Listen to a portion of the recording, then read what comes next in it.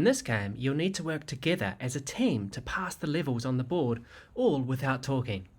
During each level, players must place their hand of cards down in the middle of the table in numerical order without saying anything to each other. For example, if you place a 1 and the next lowest number that you have is a 4, then you place the 1 first and wait to see if anyone places a 2 or 3 before you place the 4. But don't worry, you'll start with 5 lives and earn more as you move through the board to give you a fighting chance to win past the 8th level of the game, or simply your previous highest score.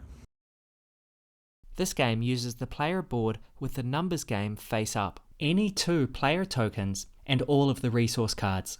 Place 1 player token on the 5 lives circle, and place the other on the circle that says start here.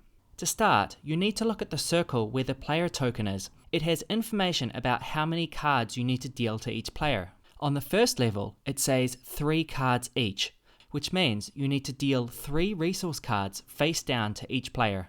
Next, you need to look at what else is inside the circle.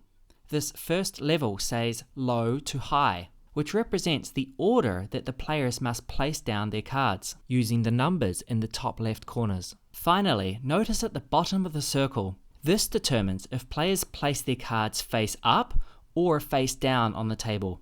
So this first level, players need to place their cards face up.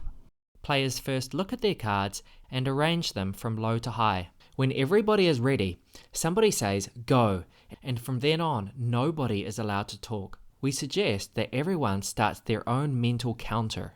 Notice in this game, both players' lowest card is a number 3, so they both wait to see if anybody places a 1 or a 2.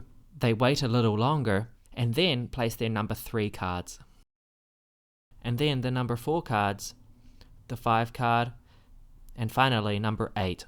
They successfully passed this level without making any mistakes, so they can move their player token to the next level.